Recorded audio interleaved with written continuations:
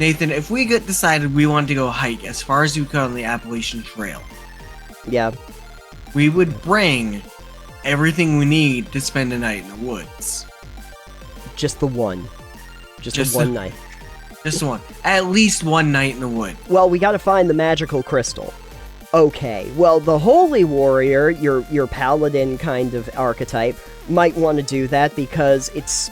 Maybe they think that the crystal is evil and is threatening the power of Helm.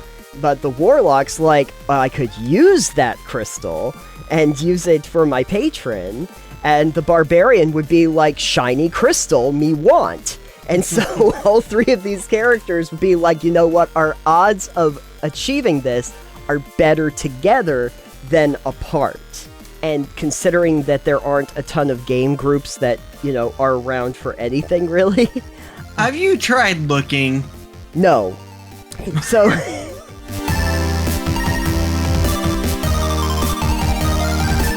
Alex, have you gotten enough sleep lately?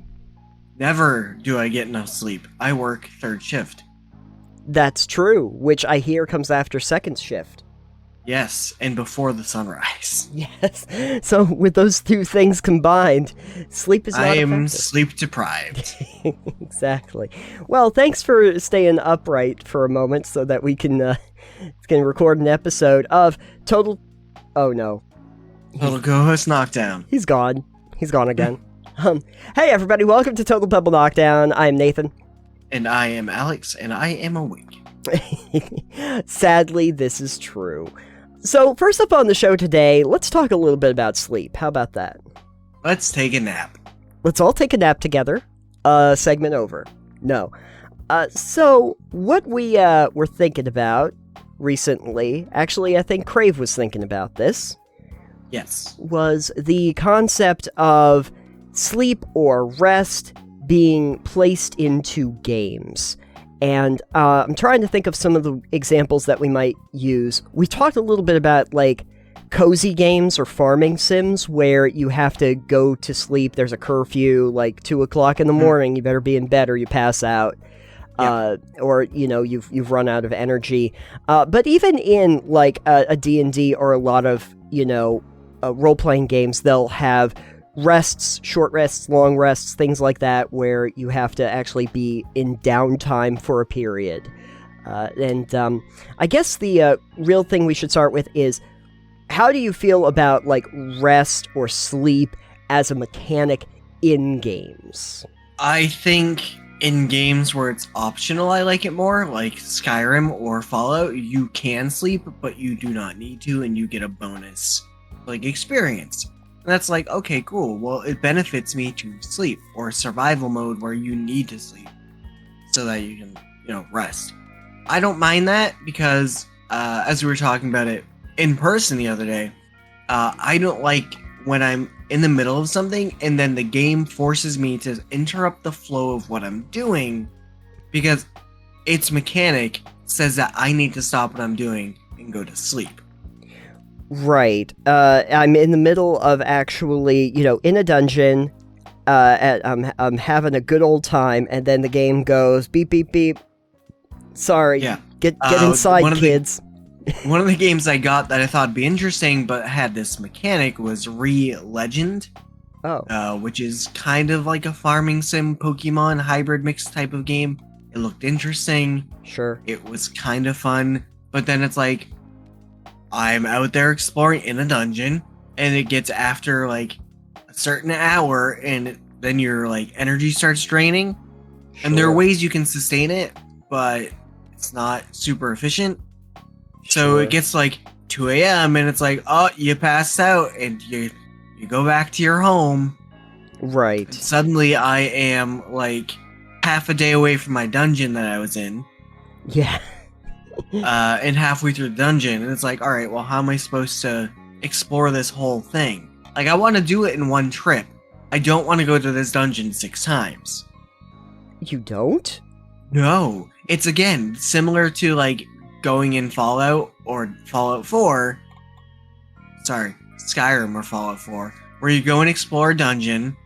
In Fallout's 4 case, you go and explore a dungeon, an area like Corvega, Sure. and you're like, I'm gonna pick up everything because it's all scrap. Yep. Love But it. then you can't fast travel. Exactly. And you can't run. Mm-hmm. So either you drop everything next to the door, and you fast travel back and forth 5 or 6 times. You make a painfully slow walk back to where you can deposit your items. Mm-hmm. Or you do what I do and use COC command and just teleport back because I don't want to waste my time in game doing something stupid tedious. Right.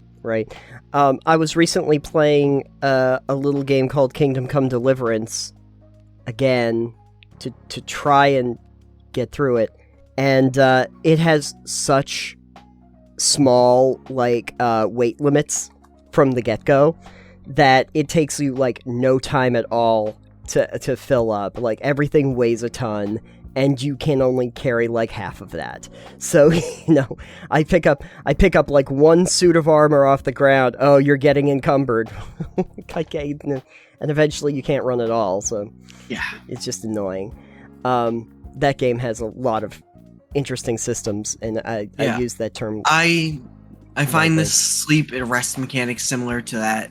It's obviously a different mechanic for a different reason, but interrupting the flow of your gameplay to force them into an activity that stops where they have to just start what they were doing all over again, I think is bad design, even if it's meant to be an immersive design. So I'll ask you a question. I'm going to give you 2 different games that took this in a little bit of a different direction, and tell me which one you prefer. They're both farming games, but there is Stardew Valley, which I know you're a little bit more familiar with, where at 2 o'clock in the morning, regardless of where you are, you basically pass out, and you are taken back to your house and usually charged something. Maybe you've lost an item or 2 along the way. And then they say, oh, you should be very careful about where you pass out in the dungeon or whatever. And then there was a Harvest Moon game that I played, which, Stardew Valley takes a lot from, and it has the stamina meter, which they all seem to have, and while it didn't really, make me pass out, when the stamina meter is depleted, you start, wandering around, really, really slow with, staring up at the air, and just, in order to get anywhere at that point, you have to go home to recover your stamina. So you do this, long walk back just so that you can do anything, because you can't mine at that point.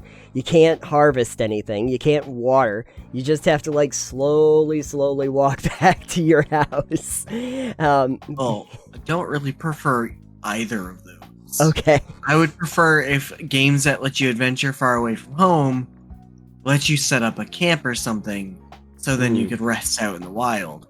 Because obviously, if you're gonna spend a day out in the woods in real life, and you're like, hey, Nathan, if we decided we wanted to go hike as far as we could on the Appalachian Trail, we would bring everything we need to spend a night in the woods.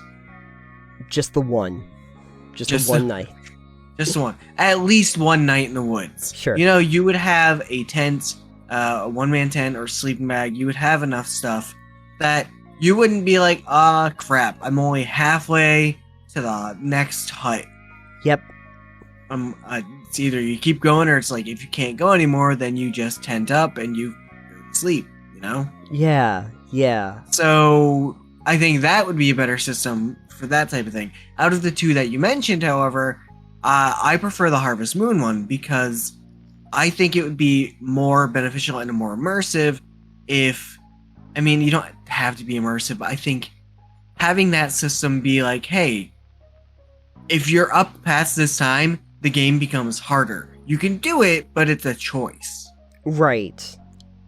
So, in a game, maybe where if the goal of the game was to slay monsters, a la Don't Starve, a la what's the other game? Minecraft Dungeons, for instance, or Minecraft. If you're out at night, the game becomes more dangerous. Yep.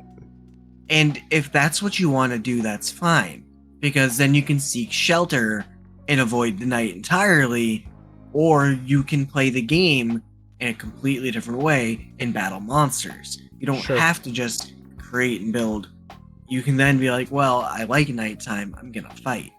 Sure. So, for instance, if Stardew Valley, instead of going, all right, it's 2 a.m., you're passing out and teleported back to your home and you're going to wake up and you find they made it more dangerous. Mm-hmm. Like, you had a bigger chance to, like, have something hurt you a lot. Sure. I think that'd be better. Yeah. Yeah. Like, you know the risk of being out there at this hour. Sure. So you're taking that gamble. Right. Instead of the game automatically taking all agency away from you and saying, you can't be out here right now. Right. Right. Sorry, kids. There's something really cool out here that happens at like 3 a.m. and you're not allowed to be there for it. Like, in the real world, for instance, yeah, curfews also exist for people in places, generally speaking, younger adults or teenagers, typically, not adults as often. But, like, I work until 7 a.m. Sure. If you were to say you can't be out of the house at 2 a.m., I'd go, I have to fucking work. You're right. Please shut up. Yeah. I have an excuse. I have a note. I'm allowed to be out. Mom. I'm an essential worker. That's Sorry. right. I never got a note for that, but I will. Yeah. We're both essential workers. We can be out whenever we want. What I want. Yeah, exactly. Now, in some games, I've seen... I mean, they don't really have the rest mechanics, but on that idea of day-night cycles, some of them make it a little bit more necessary. Like, for instance, I was playing Vampire the Masquerade Bloodlines way back when, and you can only play that in nighttime settings, because if they ever get to the daytime, your vampire is going to turn to, dust. And so they make that a conscientious decision. Another game that I was playing recently that does have rest, but it is completely optional, was Valheim. And in Valheim, there are day-night cycles. You can actually go through the entirety of it, and it is definitely harder to see at night. The interesting thing is that in order to rest in that world, though, they really make you jump through a lot of hoops. Like, it's not enough to just say, oh, I could just put down a bed or a bedroll or something like that. No. You need to have a workbench first so that I can, like, make a structure. And then I make my basic structure that has to completely cover the bed. But then I also need to have some fire source that's next to the bed in order for me to actually rest. Even that, it's optional, but it's so complicated that it's like, guys, I just want to rest while I'm out away. Let me build a bedroll and a campfire. Yeah, I really wanted them to have just like a basic pre-build of a camp and just tell me how much I needed, like, in resources to build that, instead of trying to figure out these basic structures. Because the other thing is that the only way for you to, like, put down checkpoints in that game are to assign a bed, essentially, like a shelter to it. So if I'm, like, wandering across this giant, vast landscape, because Valheim does kind of go on for a long period, I kind of have to build this place and then set down a checkpoint, or I have to walk all the way back to my, like, base camp for, like, another 20 minutes to get there. And that ends up being a little bit of a problem. So... And you know, that's fine. There are benefits to rest, but there is no necessarily, like, sleep meter. Now, I have seen games where they do create sleep as a meter, usually along with hunger and thirst, where you have to do that. What was it I was just playing not too long ago? Oh, yeah. Fallout. The 76. I think Yes. Fallout 76 has a, like, a sleep meter where you eventually have to sit down and rest somewhere, and as well as, you know, keeping track of a bunch of other stats, and I feel like in many ways, in similar fashion to the eating and drinking mechanics that you see, it's like one more thing that I have to pay attention to, and in some gaming landscapes that's fine, but if it is really, like, story heavy, or I'm, like, on real missions, it's really not the kind of thing I want to have to think about.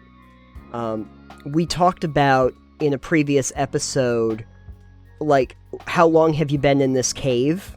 Yeah.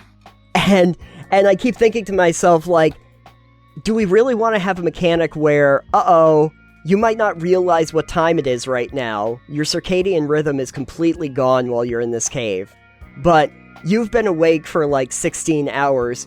You just fall down and you're asleep now.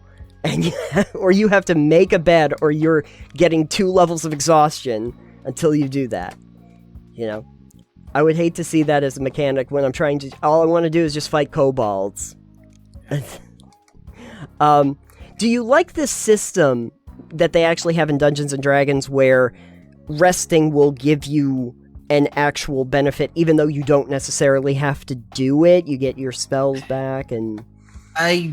Yes and no. I like the fact they added the short rest in, and it does help regenerate a lot of your abilities for your class. Mm-hmm. But I don't necessarily like that like spell slots, for instance, are an annoyance. Mm-hmm. When they only refresh on a long rest, because it's just a weird system. Sure. It's like, I get it, but there's a better way to do it that just requires a little bit more management, but it lets you be usable for more than just 3 spells. Right. I have noticed, as I've been, like, digging into individual classes for the spellcasters, looking through it, it seems like a lot of them have ways to mitigate that to some degree. You know, to a degree. Yeah, the druids have an ability to, like, once per day regain some of their spell slots based on their level. Wizards will regain some of them during short rests. Sorcerers can use their meta magic points to recoup spell slots if they want to. So it sounds like they've kind of gotten around that. And also, cantrips are excellent because they completely eliminate, you know, you never feel like you're out of the game, even if you've expended everything that you have for spell slots. Yeah. It's just one of those weird things. Yeah. It would be good, like, I think you were talking at one point about the idea, maybe if you had, like, a mana system instead, but even then, how do you regenerate that? Would you have to rest if you wanted to get your mana or your magic energy back? I don't know how that mechanic works. So, or drink a potion. Yeah, chug a potion of spellcasting. Yeah, exactly. Fills you with arcane power. I saw this, like, legendary artifact that's actually in the game, and it's, an amulet of... it's a ring of spell storing. I don't know if you've ever... Yeah. You can hold so many levels of spells, like, in that if you imbue it with it, and so it's kind of augments your spell points a little bit. A little bit, yeah. A little bit like They're that. interesting items. Yeah, some of them are. I wish that there was an item that made it so that you didn't have to sleep. Yeah, amulet of sleep storing. Of sleep storing, yeah. Yeah, you just sleep for 24 hours and store the 24 hours in your ring, and then you can just get the benefit of as many hours of sleep as you need. You need an amulet that that will allow you to, like, store X number of hours, and then if you go down for a long rest, you can mitigate X number of hours of sleep based on when... that's a perfect thing for, like, the broken items thing, is the sleep debt storage amulet. But you have to pay off the sleep debt in so much time. Can't use amulet until you've slept for 36 hours straight. Yes, exactly. Then you get a little during bit the 36 hours that you're sleeping, yes. Nothing but sleep paralysis demons. No sleep. Yeah, all sleep paralysis demons. And then you make that a stat block and you have to actually fight your sleep paralysis demons. Oh yeah, 100%. It uses your mental scores only. Yeah, and you can't perform any somatic components. Yeah. Because you can't move. Perfect. Great. Or verbal, yeah. Here's your game idea of the day, friends. Yes, exactly. What if you were literally just, like, sitting there, paralyzed, you couldn't perform any of the somatic components, and all you could do to cast spells was blink? That would be fun. Try to figure that one out for yourself. Anyway, so, are there better ways that you could implement, like, a sleep mechanic into a game that would be a little less egregious than the ones where we literally just either pass out or become so bedraggled that we have to slowly walk back to our house trying to find our keys to get into the front door. Yeah, I definitely think we discussed a couple ones. Whether it's the game becomes harder, you're fighting monsters becomes tougher, you may be drowsy or slower, you may have benefits from sleeping. There are, I think, a lot of ways to do this better. Yeah. And I would like to see games attempt to do sleeping mechanics in a better fashion than just, oh, well, you're up way too late. Time to pass the fuck out and get teleported back home. Yeah. Perhaps what we're really talking about is the idea that instead of just forcing the decision on players, is to make systems that encourage you to take rest and make it beneficial to you. Whether it's just that you take a rest and you get like a well-rested status effect like they did in some of the Fallout games, or that you actually do replenish something, or you make the game more viable if you're not a particularly high level. I know that in a game like Dying Light, which is always a fun one, that, since it implements a day-night cycle, will naturally make you think, like, maybe I do need to actually rest, because you can turn the clock forward, and you can either turn it to day, turn it to night, and the landscape, the mechanics, and some of the missions even are dependent on the time of day. So it actually moves the story forward by saying, hey, you might have to find a shelter and bed down until the thing happens. Yeah. And that's a nice example, even though there weren't necessarily any mechanical benefits to your character to rest. So, but I guess we'll pass the question on to you, since we're tired of talking about tired. It's time to sleep on this one. Yeah, let's this is a sleeper issue, and since that's the case, we pass the question on to everybody else. What do you think about sleep mechanics? Do you have a way that has worked, or maybe a homebrew rule that you used in one of your tabletop games that we might want to consider? Please let us know. Or any video games that do sleep mechanics really interestingly that don't take away player agency. Yeah, if you know of any, please let us know. I think, as I think about that, there was one I'll talk about briefly. Do you remember Morrowind? Yes. Okay. In Morrowind, the only way that you gain, like, levels and abilities... Oh, yeah. You had to sleep. You had to sleep. You had to get all your stuff, and you didn't level until you rested. Exactly, yeah. That, and on the same note, Vampire.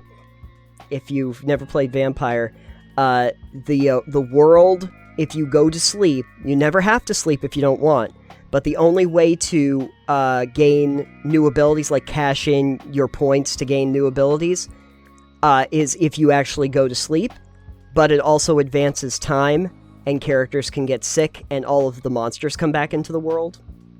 I was gonna say, it kind of reminds me of the games we're not allowed to talk about on the show anymore, but yeah, the bonfire mechanic in Dark Souls is a way that you can get around the sleep thing, but it's you're resting at the bonfire and you can level up there, but doing so means all the monsters come back. So there are definitely people who have played the game, I'm sure, would never resting at a bonfire because they just do it at level 1. Yeah. So there's some, give and take on a few of those systems. But it's an interesting way to do it, so. It is, and worth note. Mm-hmm. Yeah, but if any of you have any thoughts, please let us know either in the comments down below or over on our Discord, which you can find links to probably somewhere down below as well. You can. It's there. Trust us. Alex, it's time to do a little bit of crit thinking. And, oh no. Sorry. On a recent episode, I mentioned this thing that's been going through my head, a question that has been bothering me for a long time, and it's about adventuring parties. Mostly the question, like, how did we all get here? Like, why How did we get here? Yeah, well, just here's what I mean. A wizard, a druid, a bard, and a barbarian walk into a bar. Why are they all together? Why are they working together in the first place? I don't understand the reasoning. Like, I'm sure it's different for different groups as to the reasoning behind it, but a lot of times you just kind of breeze over that entirely, and it's just kind of like, oh, well, these are the characters we built, and I guess we're all together. I think in some circles, some gaming groups, the first session or session 0 can be establishing a background of who the party members are and why they know each other. There are some ways you can do like a round robin.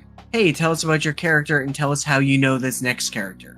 Oh, okay. And so then it's like you pull them into your story. And then they go around the table and it's like the next character tells how they know the other character and how they know. So you go around until you've established how everyone kind of is a connected network.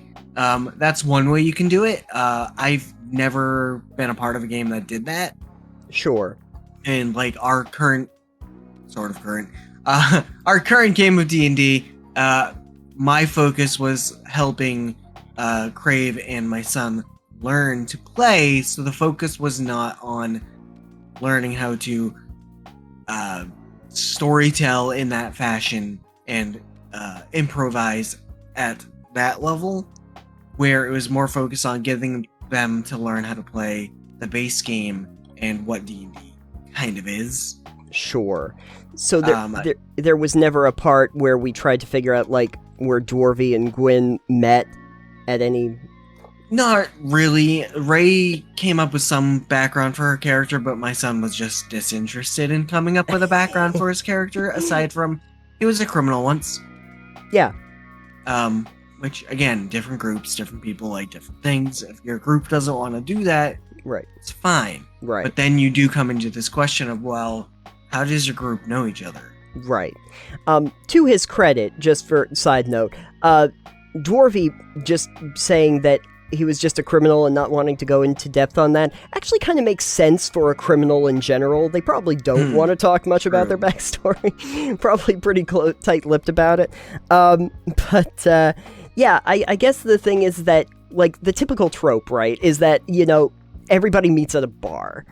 But we never really even flesh that out. It's like, okay, why would the paladin and the warlock suddenly chat each other up and kind of go, you know what, we should go adventuring together?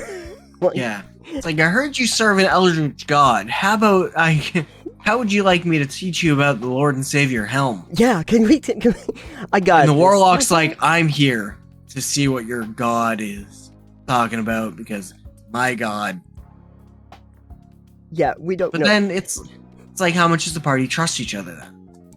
Right, and I think that's one of the problems that a lot of people might have with, like, an alignment system. It's like, how does like a chaotic evil and a lawful good character just kind of like say, yeah, I guess maybe we should be traveling together for some odd reason. I've got a holy cleric here, and I've got like a necromancer that wants to raise an undead army. Yeah, cool, we're besties now. Let's go out into the world. Yeah, there can oftentimes be a lot of overlap if you don't go and figure out the background of the party, which is fine until something crops up. Yeah. But then it's a lot of players' desires and actions versus the rest of the party's wants and desires as well. And you can get into some probably pretty bad horror stories from that. Oh, yeah, there's plenty of them online. Perhaps what you could do is look at it a little bit less from the characters in particular, like their interactions with each other, and more the reason why each one of them is going on this particular quest line. Like, in our adventure, it's sort of like, guns for hire, so it might be a little bit more important that they all just know how to work together. But if you were on, like, a major mission where there's an actual goal, each individual character might have specific reasons why they need to achieve that, and realize that it was advantageous to achieve that, to be working as a unit. We gotta find the magical crystal. Okay, well, the Holy Warrior, your paladin kind of archetype, might want to do that because it's maybe they think that the crystal is evil and is threatening the power of Helm. But the warlock's like, I could use that crystal and use it for my patron, and the barbarian would be like, shiny crystal, me want. And so all three of these characters would be like, you know what, our odds of achieving this are better together than apart. So maybe we do it, even though we don't agree with anything each other thinks. Then you just fight on who gets the crystal. Yeah, everything is great right up until you find the crystal. And then the crystal of discontent just destroys the entire party dynamic. That would be a total crystal knockdown. Oh, a TCK. Or a tick. No ticks. No ticks. I'm gonna check everybody for some ticks. Total crystal knockdowns. And everyone listening is now very itchy, and we apologize. I'm very, very sorry. Be careful in the tall grass, folks. They'll get you. That should be a quest line. Just how many ticks can we smite? They're each all of them, hopefully. They're each worth 1 XP. It would be like that going out in the woods and just smiting boars all day long. I cast Fireball on the forest. Yes, exactly. On that note, though, because I was just thinking about Warcraft, is like in a WoW and in MMO, sometimes you'll go on those raids and you're just around with these completely other characters that you've probably never met before. And that's sort of that thing where, like, we all have this one mission that we're going on, and we're probably all going to get something out of it, and it's probably better if we all work together, because that is a very, very, very large dragon. Yeah, those are kind of forced in that if you would like to do this content, you kind of need this many people to do it. Right. Right.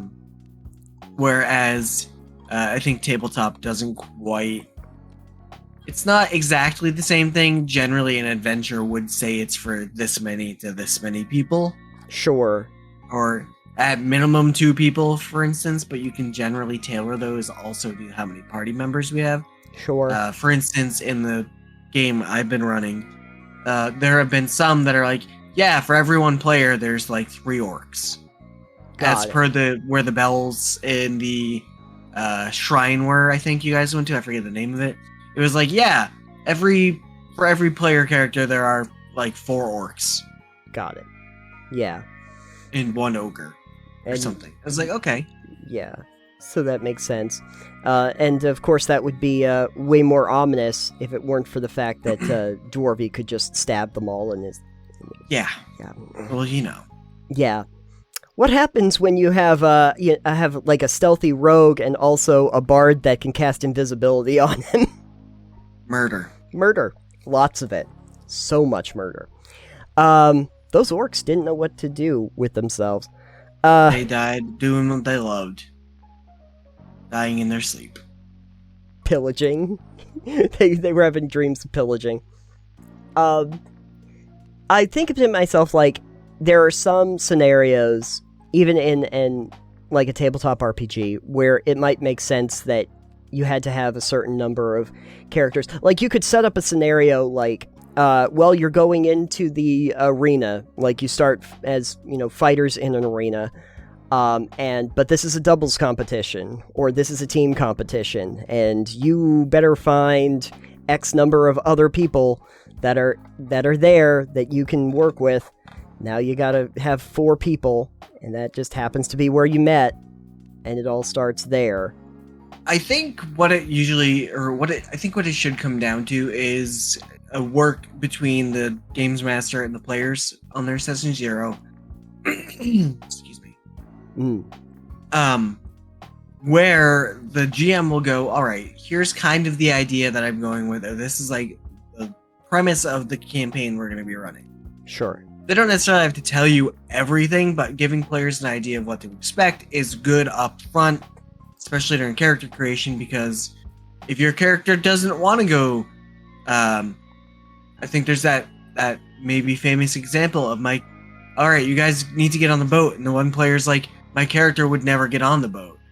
My character he just leaves, and it's like, all right, cool, just make a new character then. It's like, you don't want that to actually happen in a game. Right. That would be very not fun for anybody to make another character like that. Yeah. Is there fantasy Dramamine that we can just give him so that we can just pass out on the boat? Right. So I think it's good to have the GM layout, like what you're going to do, and discuss that with the players, and then they can create characters that this aligns with perhaps their goal in some way. And then it's a discussion of, all right, why is your character pursuing this goal? And then how do you all know each other? And why are you doing this together? Right. I think that is probably the best way to go about that.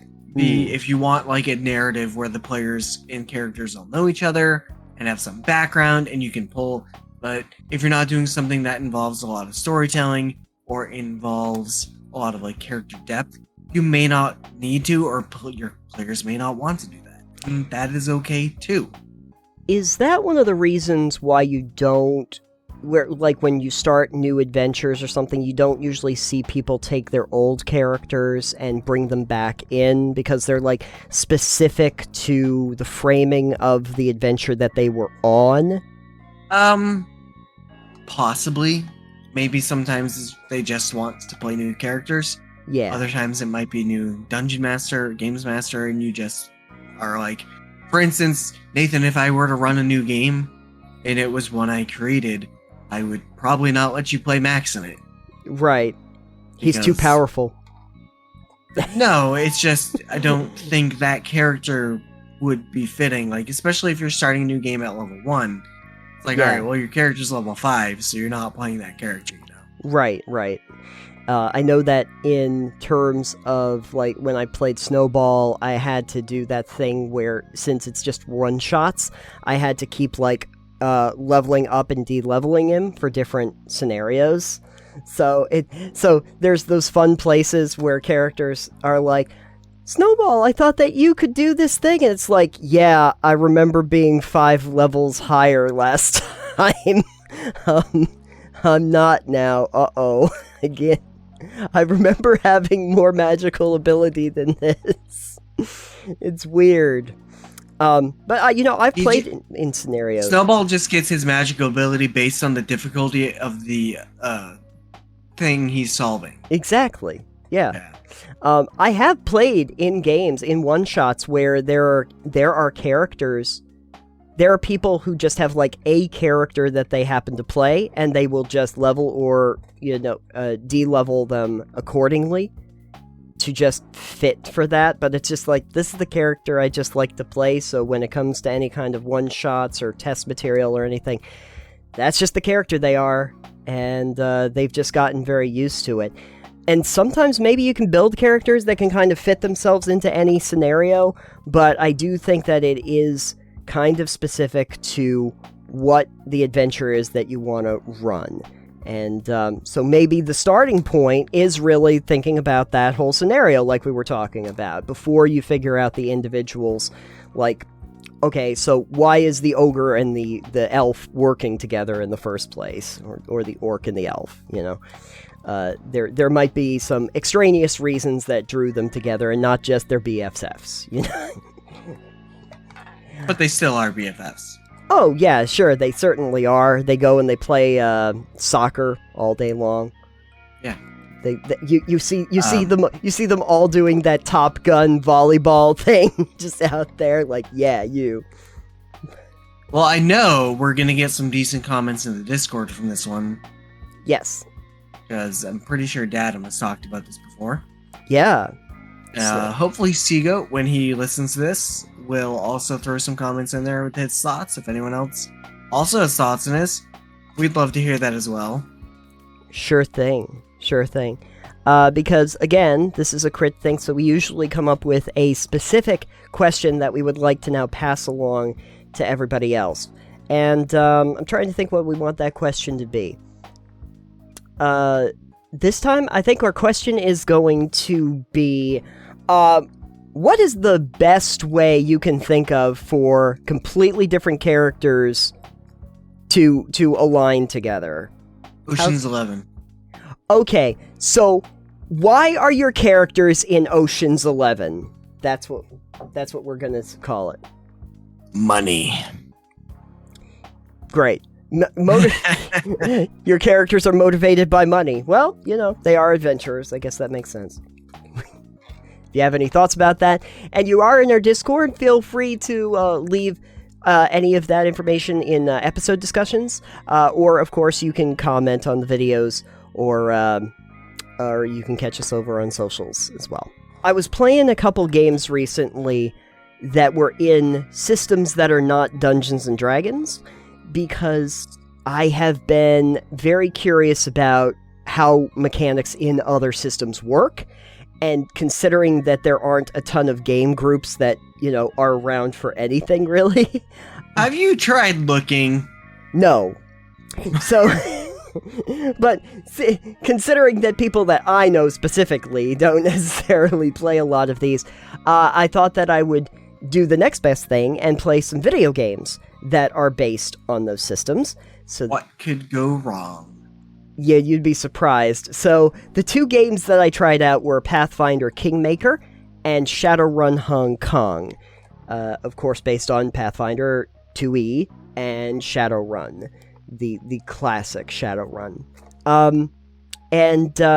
Yeah, I can tell you that they are markedly different than Dungeons and Dragons in the systems themselves. Are you familiar with either one of those games? Yeah, I have both Pathfinder Kingmaker and Pathfinder Wrath of the Righteous. Okay, excellent. Same company.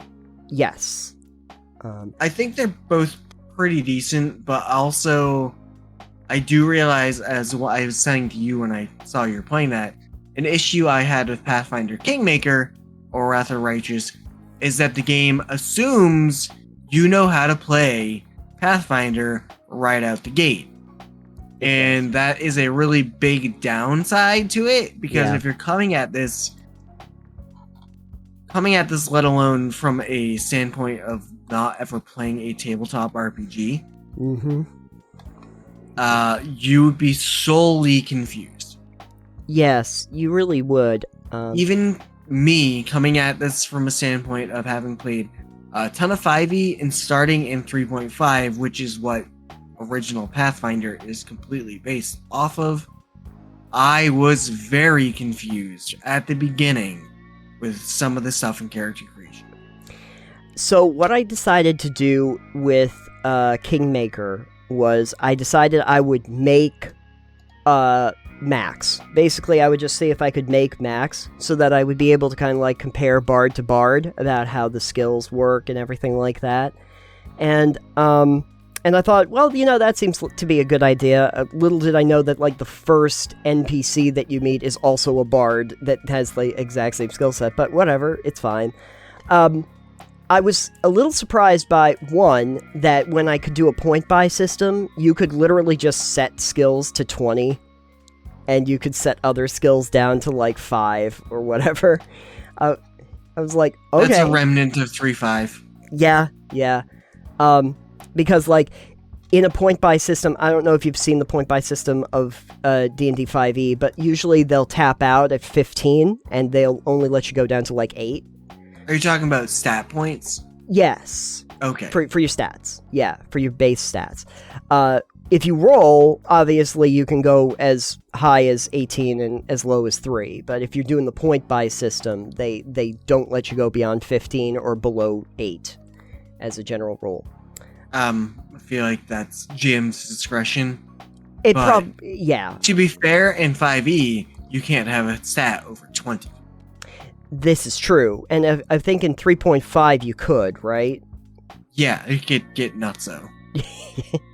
Of course, there are a few things, like, not to get to, but if you had, like, belts of giant strength or something, you could, or there are some other status effects where you could take certain skills over 20, but it's rare.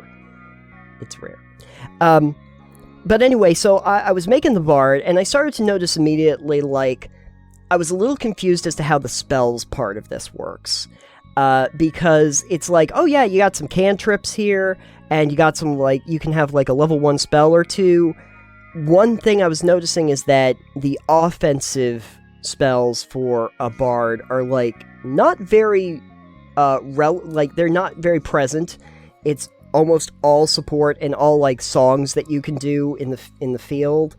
But the thing that I was very confused about with the spellcasting portion is why I was sometimes allowed to do spells and sometimes not. Like, I knew that I had certain spell slots, but it didn't really explain to me how many I had and why, when I was recovering them, and and anything like that.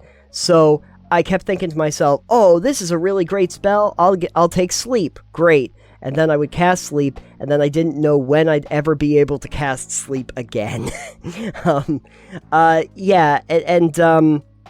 So that was a little bit strange. I didn't have like did I have a musical instrument? I guess I did get a musical instrument at some point, but I realized that they were trying to kind of create more of a support class specifically out of Bard, and I started to think to myself, well, if I keep playing this, I might have to cross-class into like one of the magic types so that I have something going on. It's not like in a D&D where, realistically, you could go right to level 20 with any of the classes and be perfectly fine. It feels like it's really encouraging you to cross-class into a few different things to mix It's stuff encouraging up. you to know what you're getting into the moment you create your character. Yeah, it really does. Also, again, with that encumbrance thing we were talking about earlier... Yeah, the encumbrance really comes into play pretty quickly for your characters. I guess something that was interesting for the narrative was that you do have ways of, determining your alignment by the actions that you take in certain moments, and that those alignments are more meaningful, I think, with the Pathfinder system, because they actually inform different interactions. Like in D&D, it really, your alignment might mean something, but you're comparing a video game and a tabletop game, right? But even in the video game adaptations I found of D&D, like I remember back in Baldur's Gate, it didn't really seem to have as much weight to it. Like in Baldur's Gate 2, there are technically evil quests you can go on, but they're not really marked as, like, evil quests. Like, I think it was, the human skin armor quest, where you have to get all the components together. And they say, like, oh, yeah, this is what you do if you were evil characters, and you even had evil NPCs. But they didn't, like, say, oh, yeah, well, your alignment won't let you do... No, they really didn't... they didn't really tell you that it was, like, not something that you could take on because of alignment. In Pathfinder Kingmaker, though, they actually say, like, oh, here's a choice of different dialogue options, and these are what different kinds of alignments would pick. What do you want to do? What actions do you want to take? So, it felt like that was a little bit more meaningful. I was surprised by the the skill bonuses, because you would get... Unlike the proficiency bonuses and having everything tied to your base stats, they would just say, like, yeah, this informs a little bit about it with your base stats, but also, every level you put points into. That's from 3.5. Yeah. I'm realizing that now. That was like a thing in 3.5. Yeah, it was a thing that you could absolutely go nuts with certain skills. Yeah. Like rogues and other classes that were skill monkeys would absolutely top heavy. Be like, do I want to stealth real good? Then you'd go, all right, I've got sneak and I've got hide. Oh, yeah. Sorry, you've got hide and move silently. And then you use those two skills to sneak. Got it. Interesting. I realized that the numbers start to get pretty nuts too, because I would put points into it, and I think I would get like a 3 bonus or something as a bard to the different spell points. So it's like I'm only like level 3, but some of my skills get like a plus 10 or something like that. Yeah. To skills. Doesn't take very long. So there was that. they seem to encourage you to try some different skill combinations because right up at the gate they're like, yeah, every level you figure out, like, do you want to just raise this level up again? But these are also a bunch of things that you can cross-class into based on your basic stats. So they give you those options, and I thought that was neat, but it is very obfuscating up at the start about, like, how you're supposed to play this game, and even the tactical part when you get into combat about, like, why are my attacks not seeming to work? Like, what is the area of attack, of effect that I'm going into? Sleep works very differently, too, in that system than it does in D&D, because in the D&D version of Sleep, it's based on the number of hit points for the enemies that are in an area, or the creatures in the area, and in Pathfinder, it's about making skill checks for each of the characters that are in the area of effect. So I had to get used to a few of those things, and probably over time, I would be able to figure it out. But it did not do any favors to try and get people up to speed. Yeah, no, the front end, even, again, I played 3.5 for a long time, and even me at the beginning of this game was like, the fuck? Yeah.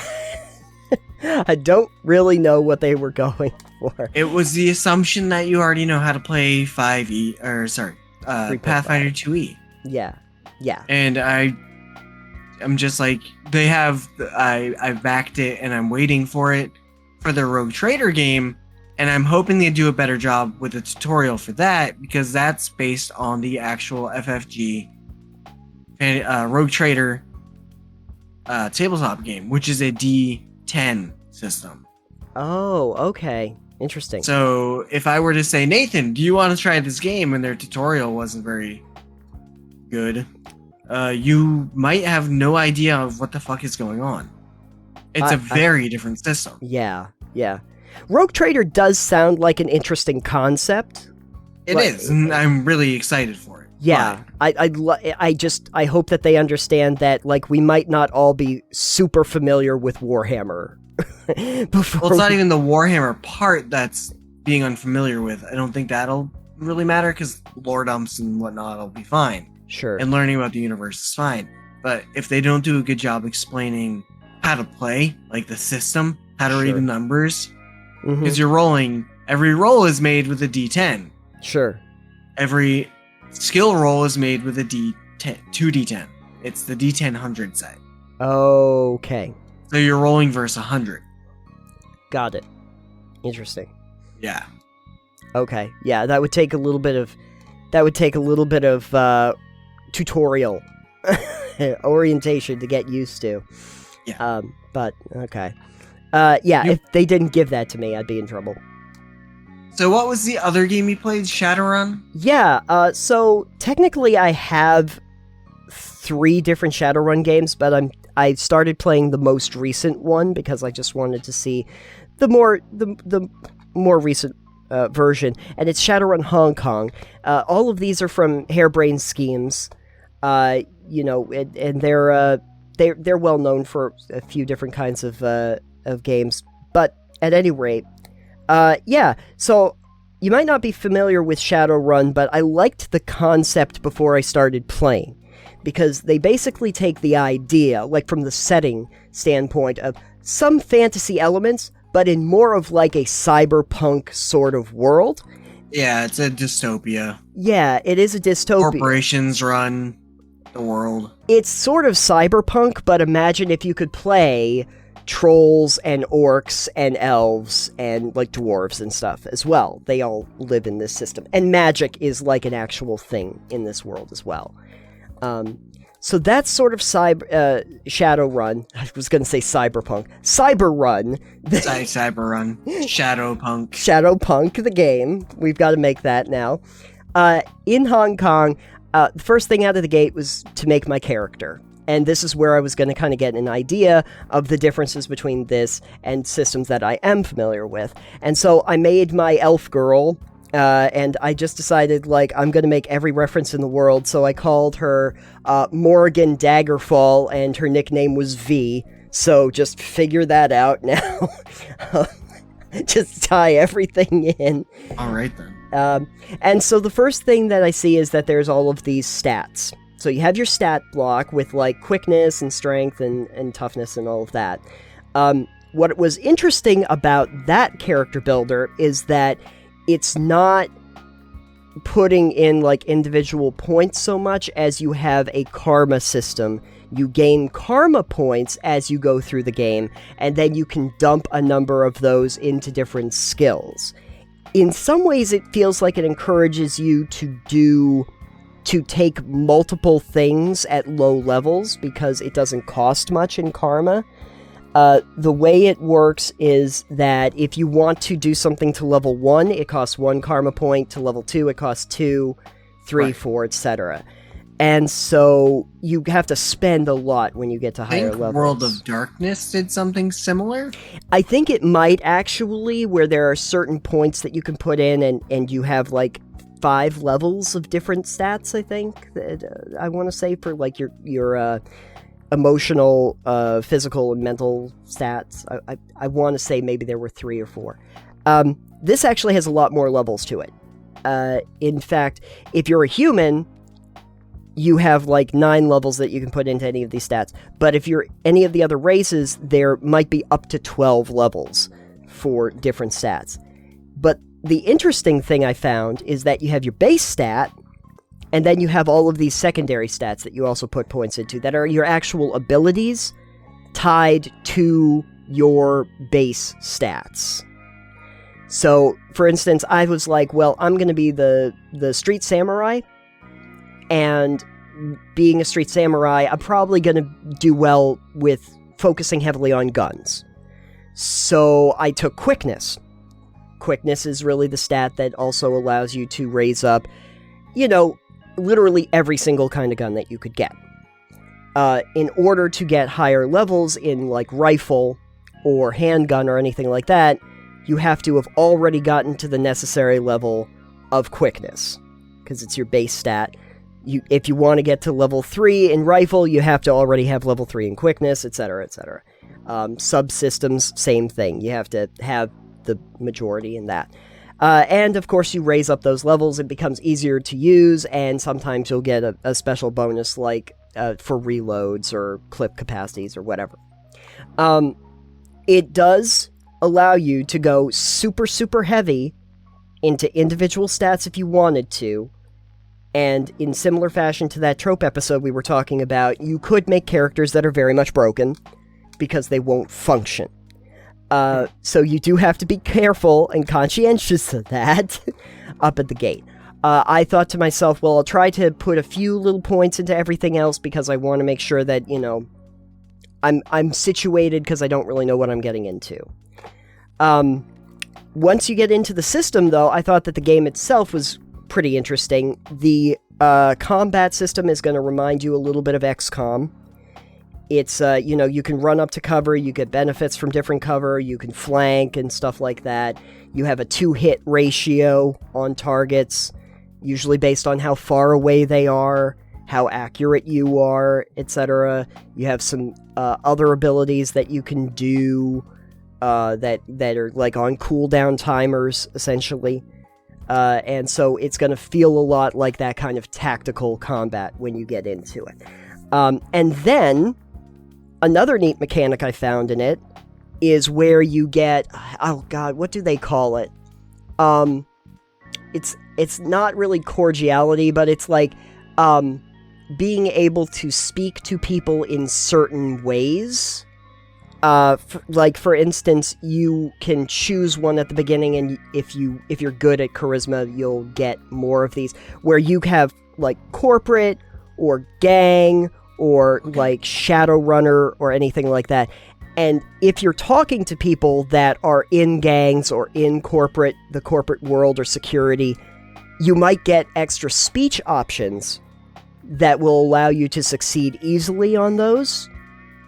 Because you actually understand that world enough that you can easily discuss things with them. And so you can talk to people in that regard, if they're also in those worlds.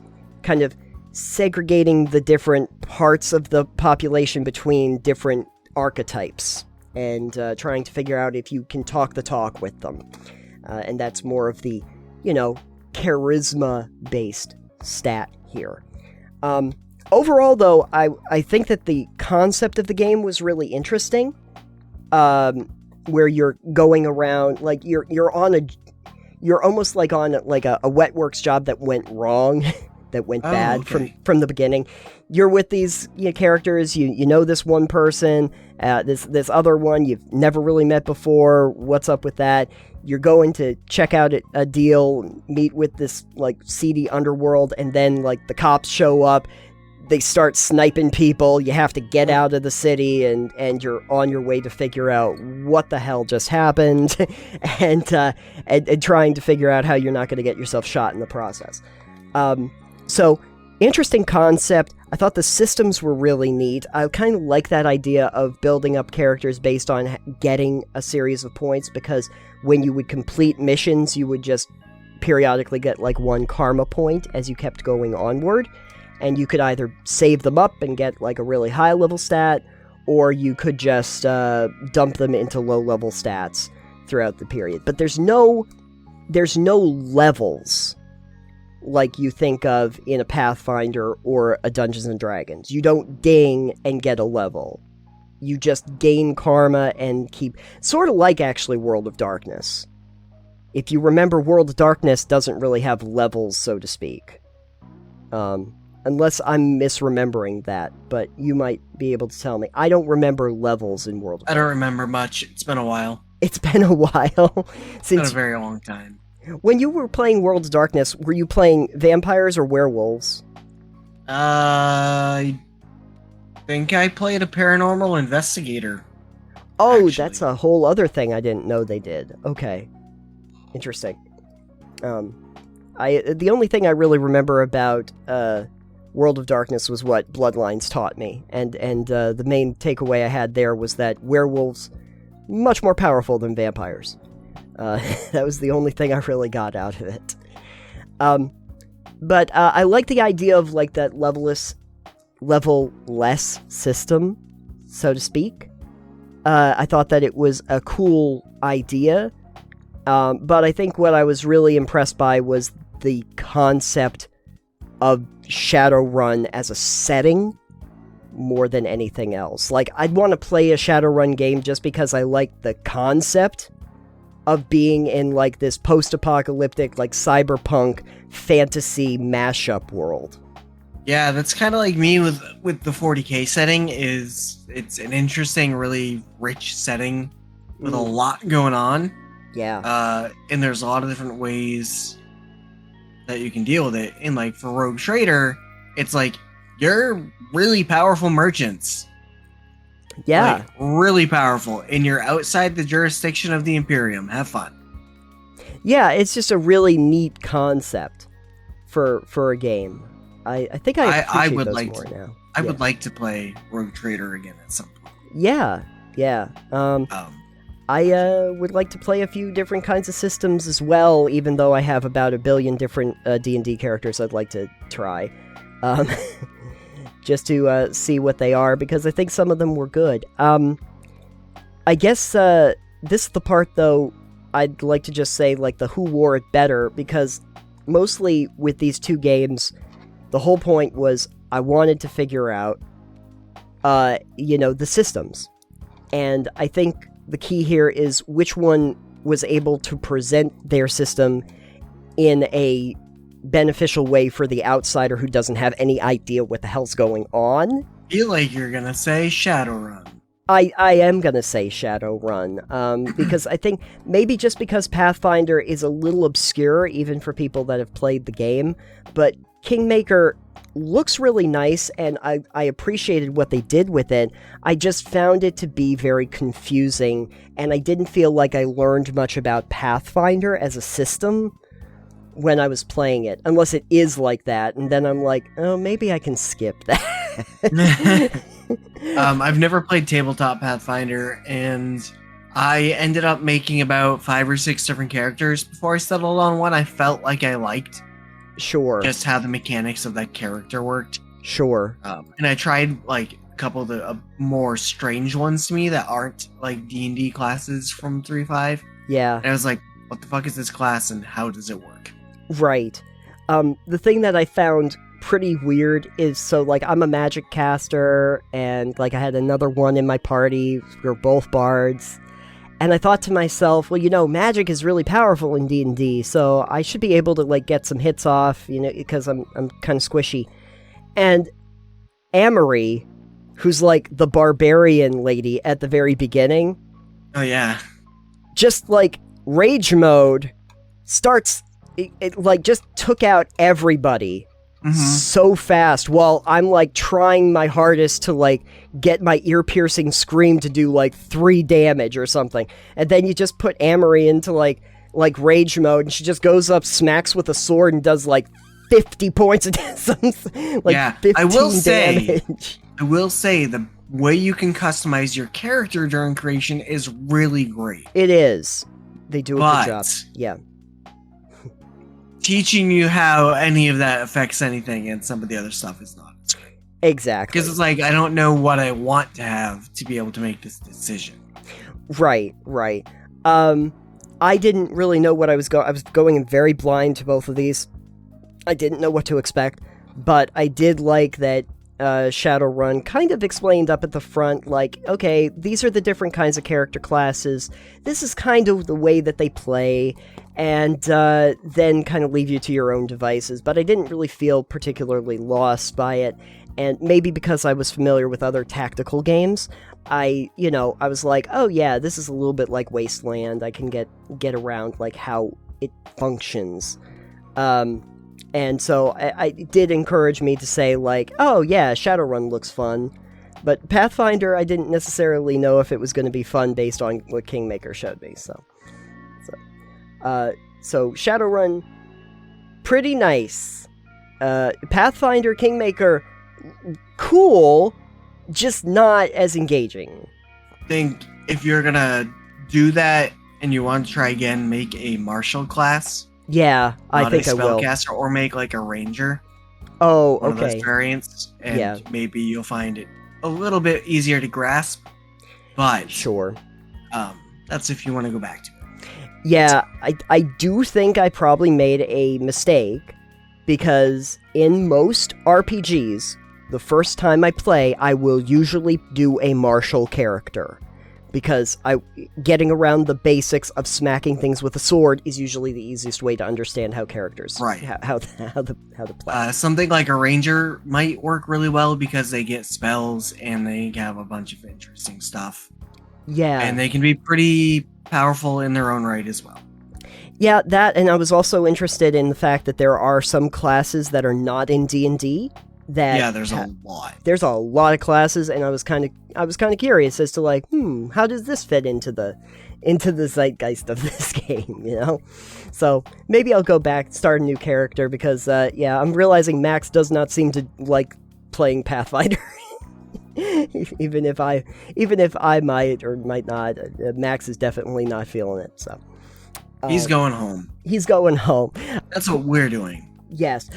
One question that I would like to leave people with, though, on this note is video games that are based on an RPG system, a tabletop system.